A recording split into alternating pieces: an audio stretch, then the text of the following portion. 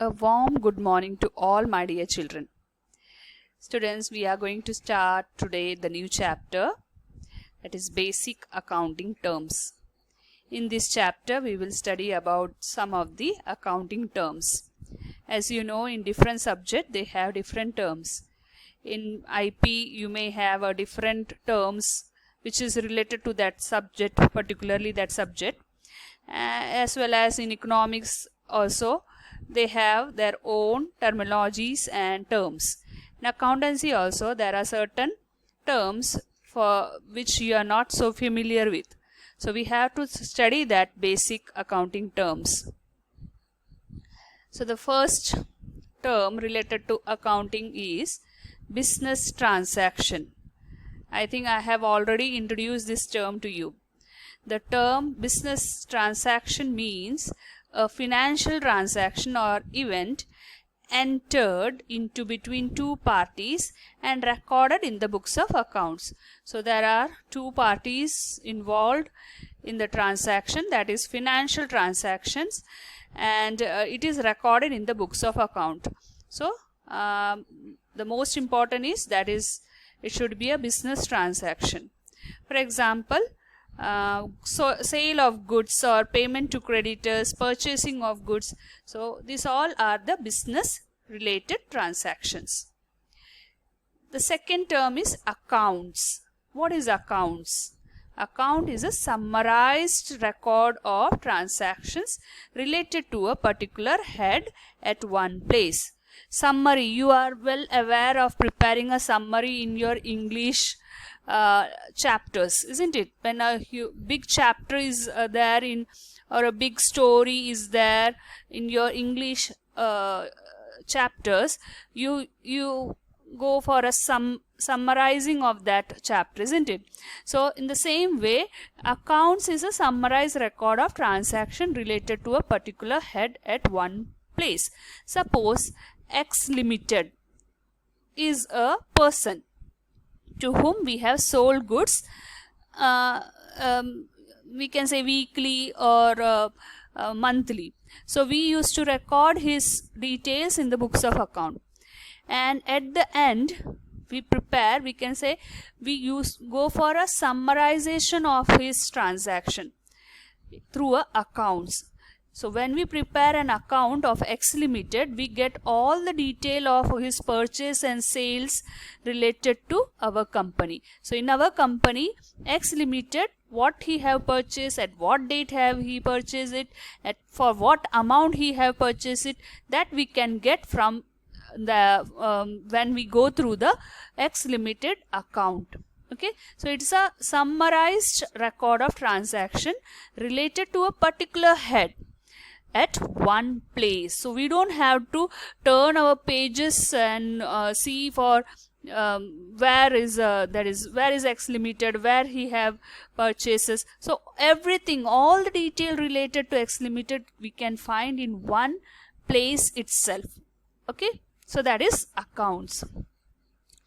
Third concept is capital. It is a very important concept, and every commerce student should know the meaning of this term. Capital is the amount invested by the proprietor or partner in the business. So if one person is doing a business, it is known as, that person, single person is known as the proprietor.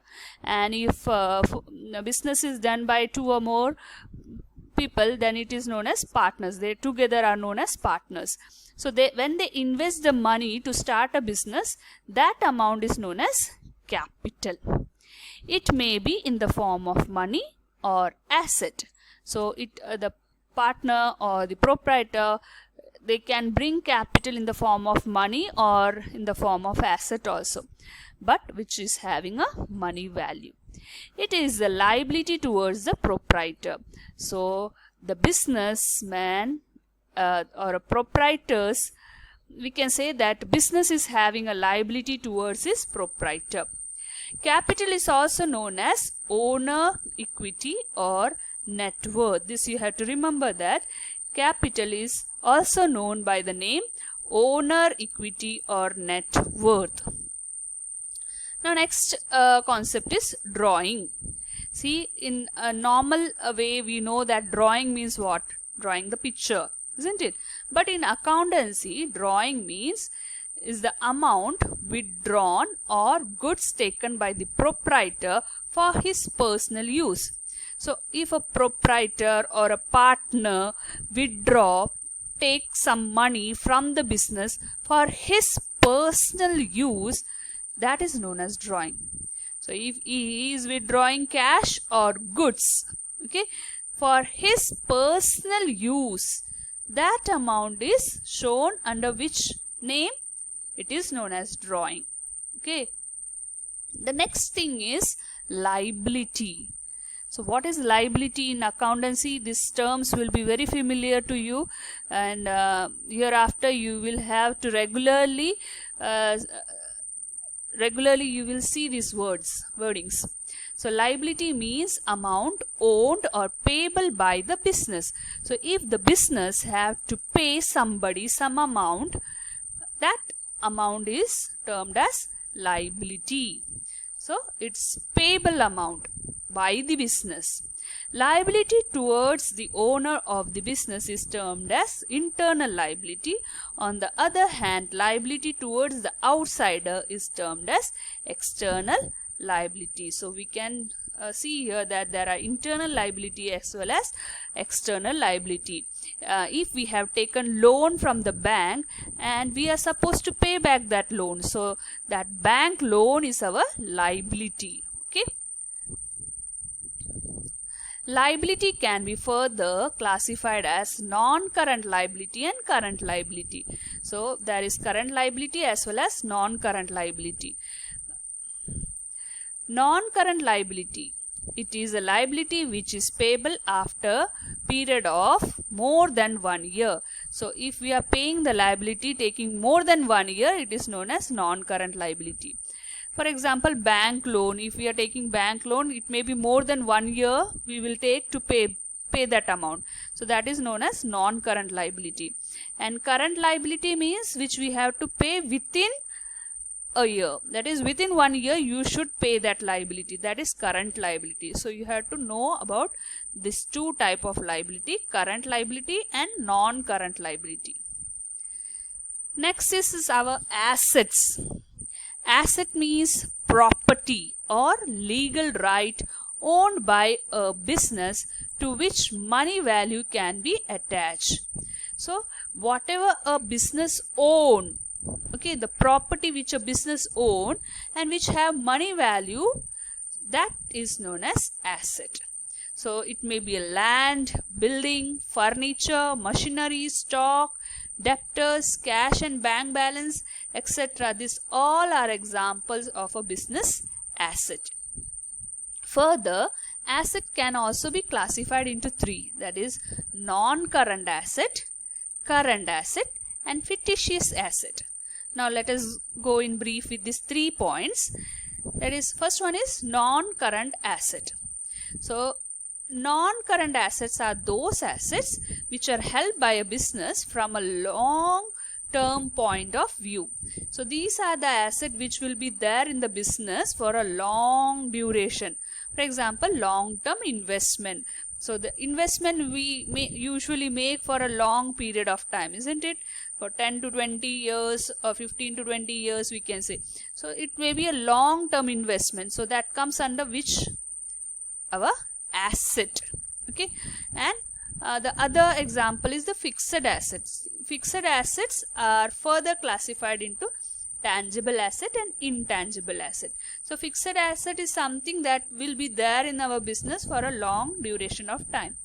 And there are two types of fixed asset, tangible and intangible. Let us see get more information about tangible and intangible asset.